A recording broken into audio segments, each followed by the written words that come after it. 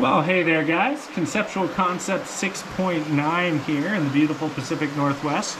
Today I am channeling my inner troll and hiding under a bridge because, well, it's raining pretty hard outside and I don't feel like getting drenched. So the reason for today's video is I am going over one of my rifles here. This is a Zastava ZPAP85, kind of the Krinkov you have at home, or the Serbian mk18 if you want to call it. It is an excellent little firearm. I have converted this one to a rifle because I think rifles are way more useful. This guy here has a 10-inch barrel, cold hammer forged, chrome lined. It's a 5.56 chambered AK, which some people may think is not necessary, but it does have its benefits as well. It has a 1.5 millimeter receiver with a bulged trunnion, so it's really RPK-esque, and that's really left over from the full-size rifles. The Serbians really enjoy their rifle grenades, so what ends up happening is, because their full-size rifles are all set up for rifle grenades, they're not going to redo the receiver on this to make it lighter and more handy. They're just going to use the receiver from their larger rifles, right? So it's an awesome little gun. I really enjoy shooting it. I recommend it very heavily because it's very reliable. But we'll go over kind of how I have mine set up, and then we'll get into like accuracy and all that stuff as well. So mine currently is set up with a Dead Air Wolverine. And what's really cool about these Zastavas is their success rate on concentric threads is much higher than most AKs. So this guy was actually so concentric, I was able to put a 5.56 end cap on there. Don't know if you can see that, it's probably pretty blurry. And so that toned down the noise quite a bit, especially with the 5.56 round. It is kind of a pig of a suppressor, so I think if you can go with something lighter, it might be worth it unless you're really going for the vibes. Moving back, I have a Midwest Industries handguard on here. It's not the lightest handguard on the market, but Midwest Industries makes good stuff, and it allows me to accessorize this guy and really modernize it. Because I'm not a fan of using, yet rifle is fine, because just like the M16A1s, AKs are not fine out of the box. You gotta modernize them with, you know, force multipliers with like red dots, flashlights, if you're running nods, lasers, all that good stuff. So really take that into account. Onto the light, I'm using a Streamlight ProTac HLX. It's a 1,000 lumen light, probably the best bang for your buck. They're pretty reliable. Their pressure pads do have some reliability issues, but I'm just gonna chance it with this guy right now. It's been really effective so far.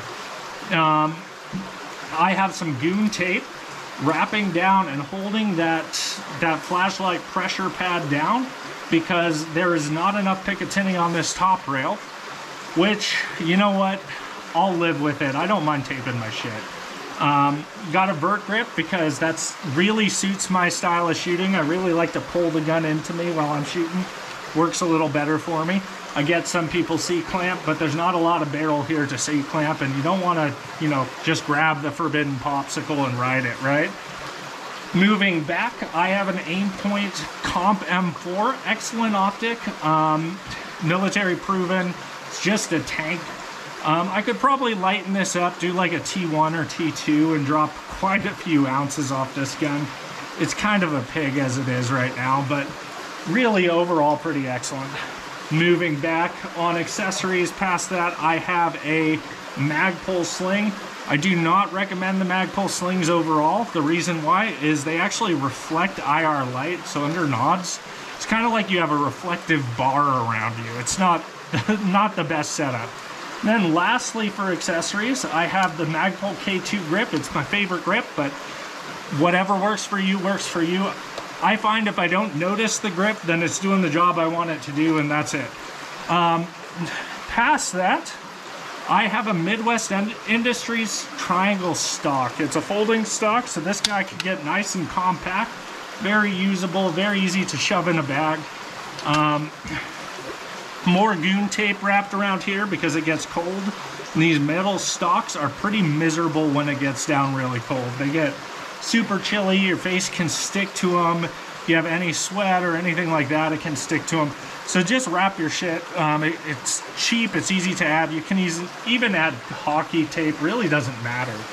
But that's overall how I have mine set up. Target.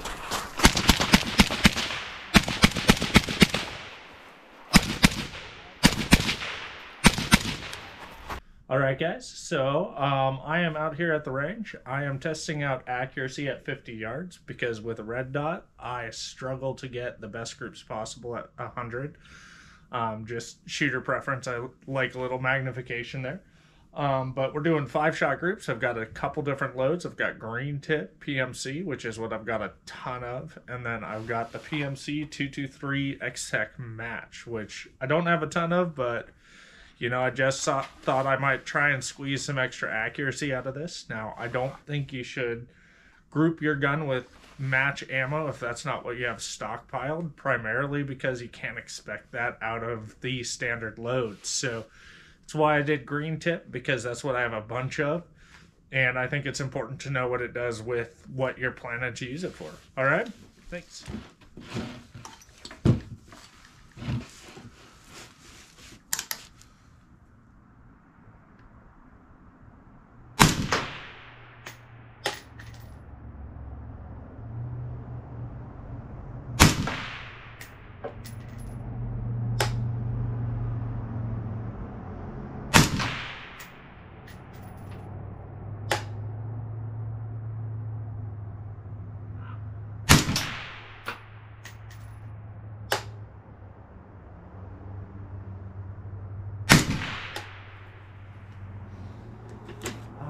So that was the green tip. Now, let's go ahead and move on to the PMC here, the 77 grain 223 match. See if that makes any difference.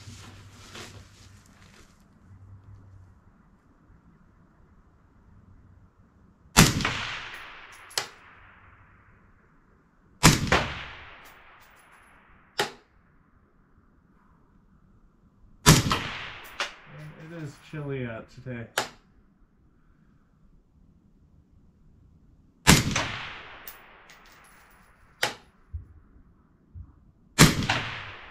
All right. So let's see how that did.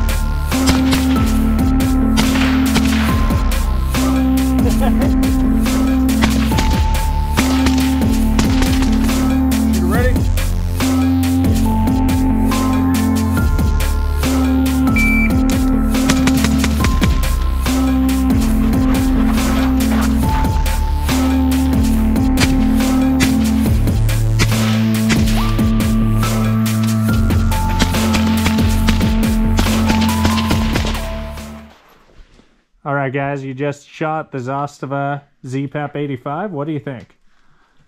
Let's start with Devon.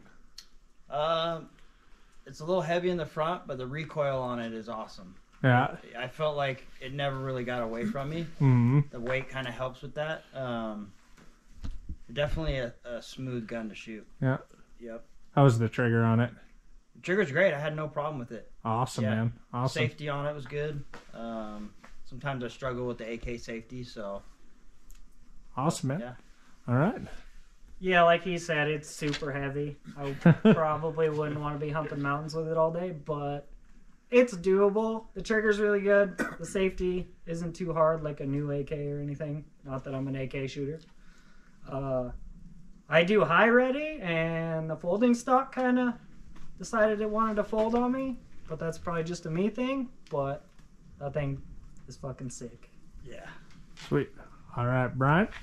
For me, being an AR guy, I liked it. I liked the weight of it for the quick follow-up shots. And the trigger felt good, Yep. you know. Awesome, man. Has, It is.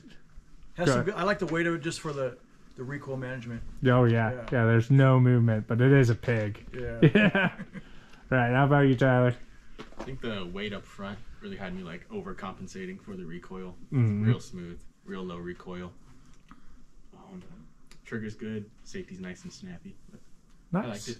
All right. Yeah. Well, thanks a bunch for coming out and shooting, guys. Appreciate it. All right. So, time for some final thoughts. We've given this guy a pretty fair shakeup. The accuracy has actually been better than I thought it would be. I'm going to go ahead and roll in some photos here. Now, these are shot at 50 yards. Is something to keep in mind. So, you're going to double the group size for 100-yard accuracy. As you can see, it is shooting very well. I'm very pleasantly surprised. It's between a 2 and a 3 MOA rifle. The green tip looks to be lending itself closer to 3 MOA. And the match ammo without the flyer is closer to 2. I'm pretty sure that flyer was me. Now, one thing to keep in mind, though, is you'll see how dramatic the shift of impact is between the match grade ammo and the green tip. So that's why I very, very adamantly recommend you zero your gun for what you have loaded in your mags, not for the match grade ammo that makes it look really good. Because if I were to zero it for that and I have a bunch of loaded mags of green tip, suddenly I'm not hitting my targets. It's a pretty bad day. So past that, reliability has been 100%. The recoil impulse on this guy has been phenomenal. Part of that's due to all the weight, but 5.56 AKs just don't recoil that much to begin with. A lot of guys really like that. Now, it is a phenomenal rifle. I've really enjoyed shooting it. However, there are some things I need to change, and this is why it's important to get out there and train with your gear, because you find what works and you find what doesn't. So we're going to start with the biggest disappointment in the room, which is the Streamlight ProTac HLX. So the Streamlight was working really great, and now suddenly it has stopped working. Now this might be the pressure pad, but Surefire pressure pads very rarely fail, so I'll keep with that. But what we found is if you rotate this, you will find a point where it works again. There it is. See?